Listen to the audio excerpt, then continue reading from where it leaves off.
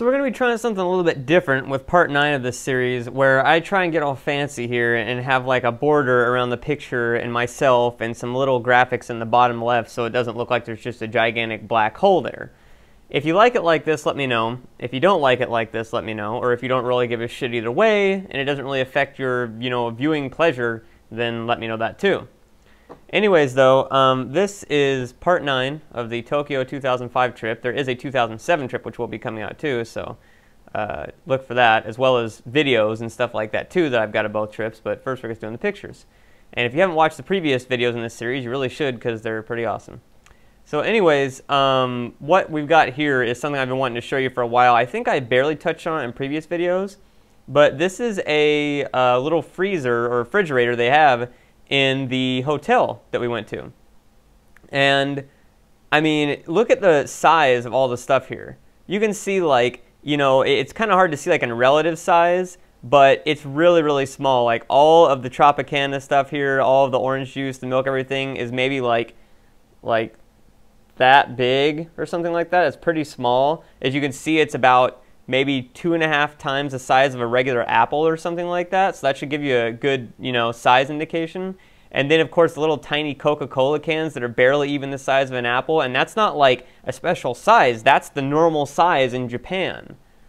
Interestingly enough, though, the yogurt cups there are friggin' huge. So I don't know about that. Subway sandwiches even felt like they were a little bit smaller there. Obviously, I know they're not going to make it like smaller in terms of length, because that's, the whole 6-inch foot-long thing they go on, but still. And you can see in the corner here a Frosted Flakes box, which I'll get to in the next picture.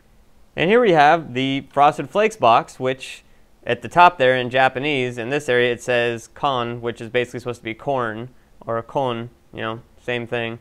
And then you've got this, which just said frosted. So it's frosted corn flakes. There you go. It's not really, yeah.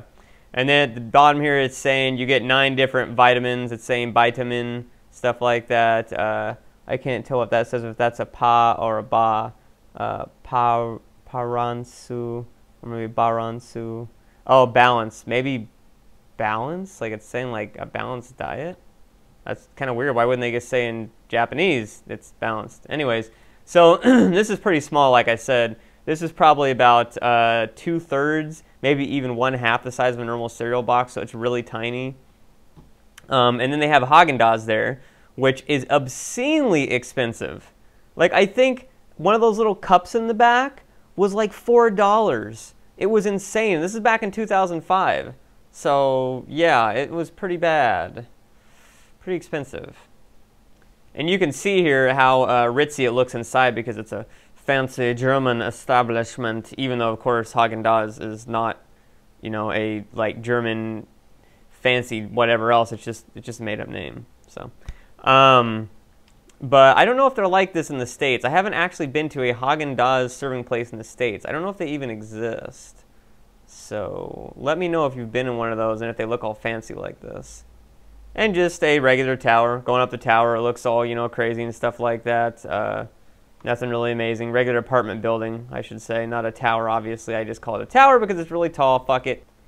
And then we get to this guy who is decidedly excited about something. And he is just fucking into it. So I think his name is Gori, something like that up there. That says Garaji Seru. I don't know what the hell that is. Garaji Seru. But fuck it. Anyways, yeah, so this guy is just going apeshit, and he really likes to have a big old open mouth. And you'll see a lot of posters like this throughout Japan. That, just gigantic faces that are crazy expressions. They really don't give a shit. A good shot of the crowd in Shibuya, I believe this is. Just really, really populated.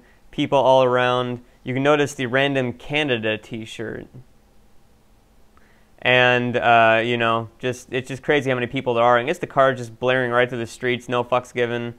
So, I mean, it's just really populated there. If you have, like, the anxiety that some people get, social situation, like social anxiety, probably not going to want to go to Japan, because you will be surrounded by people nonstop. And even better pictures showing the ridiculous amount of people that are just all around here. I mean, look at this. This is just like a veritable sea of people. And they're just constantly moving. It's not like they're just sitting around watching a performance. That's how many people are going to and from places. It's just nuts.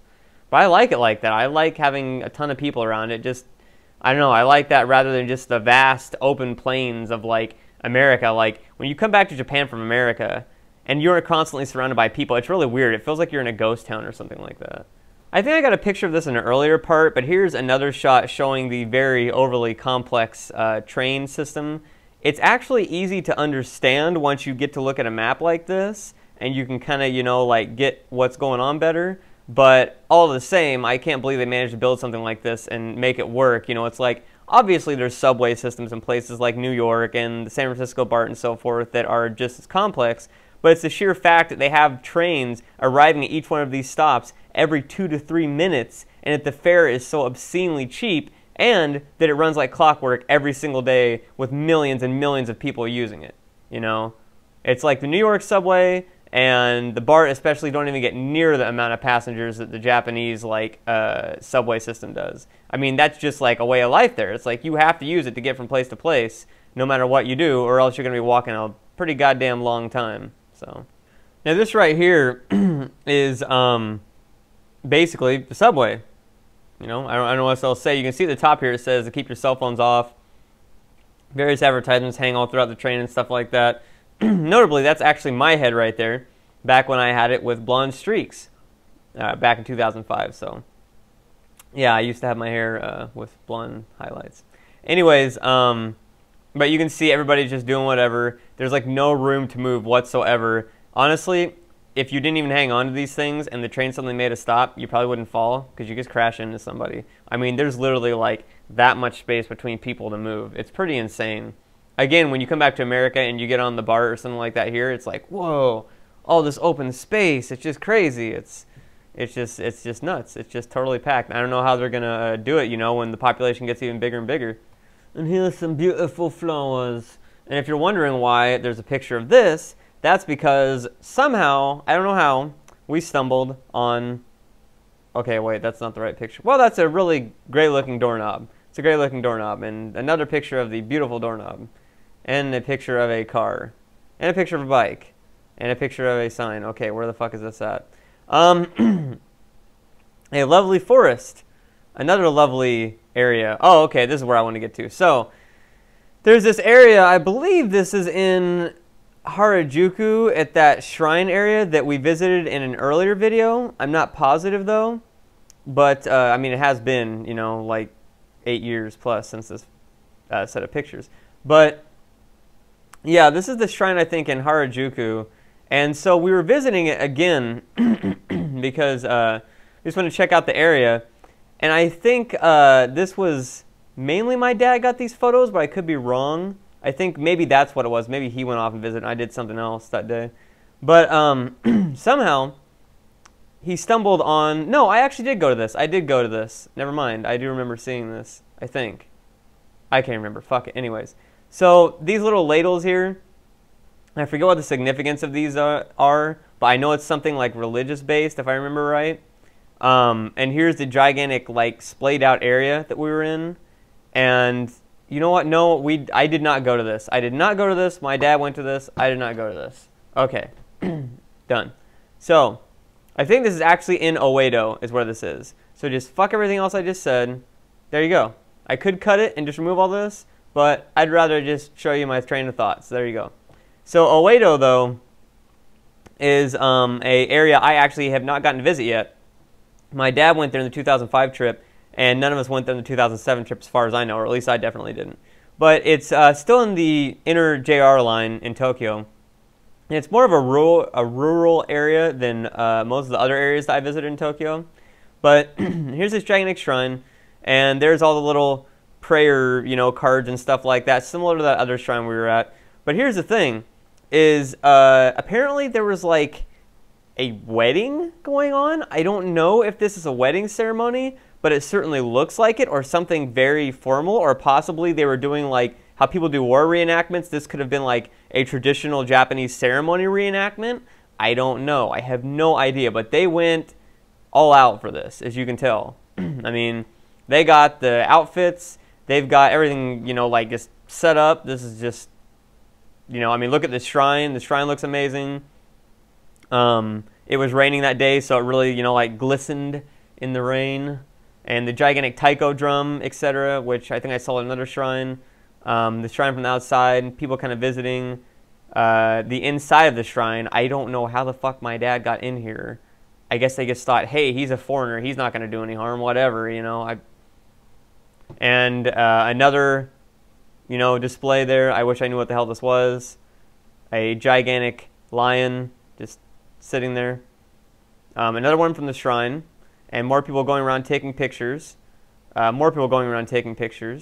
Flowers, etc.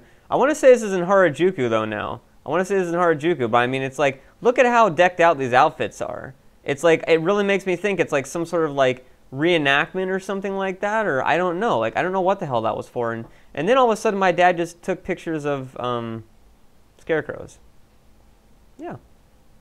And that is how we will end this day.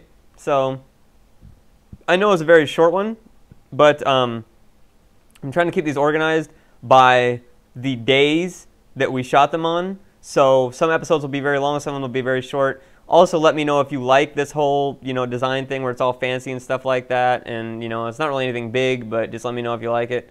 And that's about it. So, yeah.